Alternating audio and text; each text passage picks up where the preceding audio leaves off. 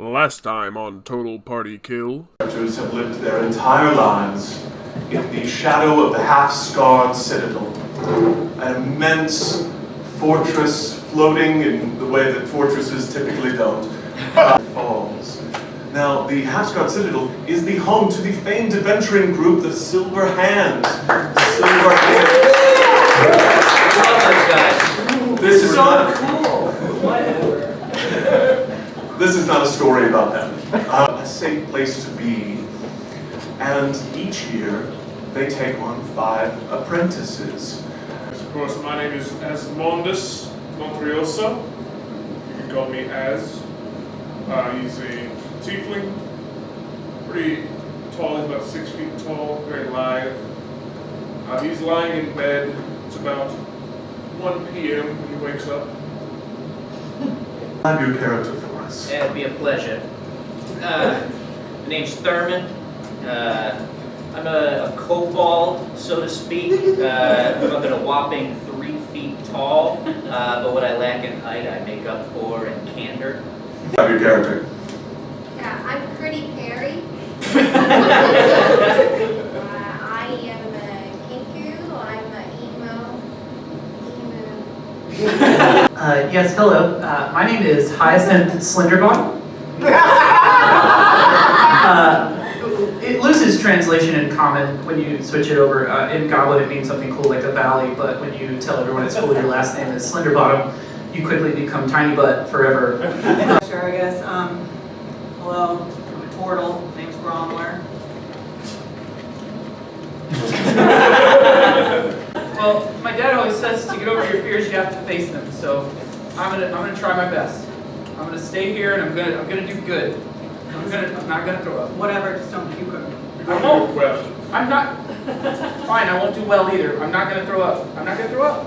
I once had a song called Try Your Best. I don't know if you remember it. It's like, try your best. After a moment, they kind of shuffle forward and you hear this. Welcome, young ones, to the intern program. I am Digby. Greetings, Digby. To various parts of the citadel in which they introduce you to the member of the Silver Hand that you will be apprenticing under. And holograms around town that this is the lieutenant, the masterful tactician of the Silver Hand, a small gnomish woman with buzz-cut kind of gray hair, wiry. We have done with it, Les. Yeah, it's sick. It is magnificent. It is hard won through battle. Take the spoils. Do you have any spoils? Have you made any spoils yourself? I got 5 rocks.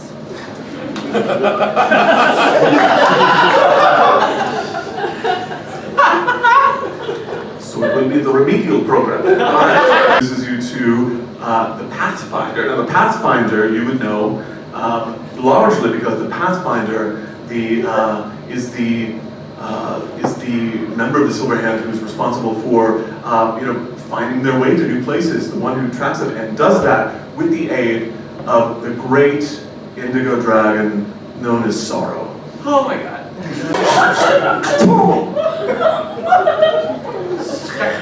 And if you really want to respect her, Sure. make sure to refer to her only by that name.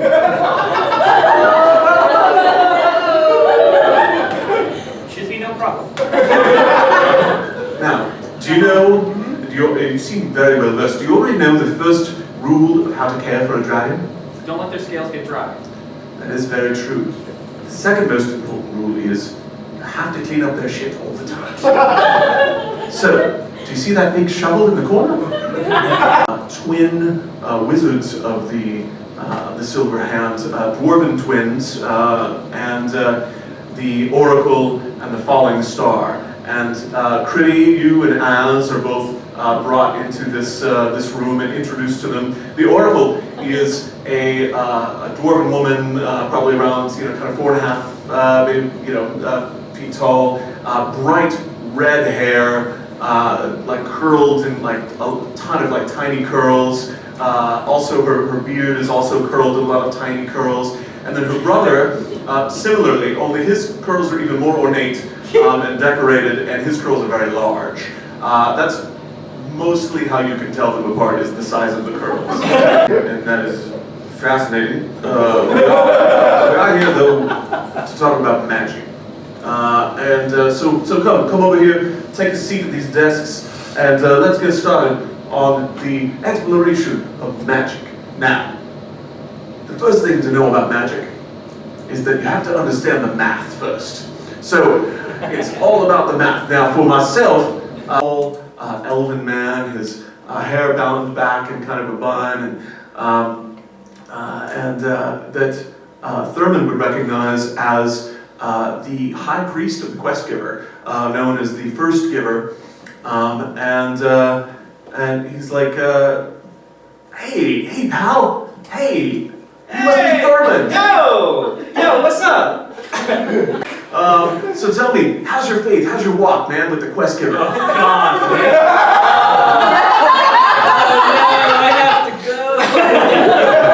To be honest with you, it's going pretty fine. You know, I feel like that's sort of like my mom. You know, dad's a priest, mom's a thief. What'll you do? And so. Hey guys, hey, how's everybody doing? How's the week been? Yo, Cat! Hey, Thurman, my man. It's been okay. I'm really, I feel like the calluses on my hands from mucking out the dragon horde is really teaching me to manage my expectations. Wait, and I'll tell you, I'm here to tell you what your quest is for tonight. Quest is for tonight is you're gonna serve at the banquet. Hide the disdain at all, or is it very, very clear to anybody watching? He's trying to hide it, but it's not working. All right, let's call it a deception check. Let's see how well Az is hiding their disdain for the task. 5? Yeah. And plus 5 is 10. Yeah. I mean, you know, you're This keeping is servant's work. Yes. Yeah. Where's Voltaga? She should be doing this, not me. Hey, Az, my man, you're not muttering as quietly as you think you are. Pretty that nobody on the dais is saying anything, and you all look over to the dais, and you see each of them like turning a shade of like paler and paler and paler, sweating profusely, clutching their stomachs, and you see the beginnings of like trails of smoke start to kind of emerge from their orifices, like kind of just trickling out of like their mouths. Their eyes begin to kind of weep blood, and one after another, they explode into massive chunks across. Digby, what the fuck? Well, the silver hand. I hope Digby's remembered to start this up at the right place, because I want to be laughing as you utter your last breath. Missed. You missed. I told you that the silver hand could have 6 fingers, but no, you said it always had to be 5 fingers. How normative is that? We've got so many species in the world. There are lots of different sets of fingers. Why could it only be 5? Why couldn't it be 6? And I took that feedback and I brooded on it. I brooded on it, and I brooded on it, and I simmered on it, and I seethed on it, and I ruminated, and I developed a foolproof plan for revenge. And now, 150 years later, I have finally bested you. Now I give you 1 finger. 1 finger! That's the bad guy's side. I'm also going to, just to be petty, destroy that little town of yours below, and all the people who think you're so great, because they need to know the truth about you, and the way they'll learn the truth is if I Digby, don't keep recording. We'll cut this later. Dear, they have to learn their lesson. They have to learn their lesson, and they'll learn it this way, with my wrath. So, good luck stopping me now that you're dead. Ha, ha, ha. And the recording cuts off. of critique that nobody on the dais is saying anything, and you all look over to the dais and you see each of them like turning a shade of like paler and paler and paler, sweating profusely, clutching their stomachs, and you see the beginnings of like trails of smoke start to kind of emerge from their orifices, like kind of just trickling out of like their mouths. Their eyes begin to kind of weep blood, and one after another, they explode into massive chunks across. All the mechanical Clockwork Creation servants like kind of seem to shut down for a second, kind of, and their eyes glow red now, and they start to head towards you, and that is where we are going to call it for this evening, gentlemen.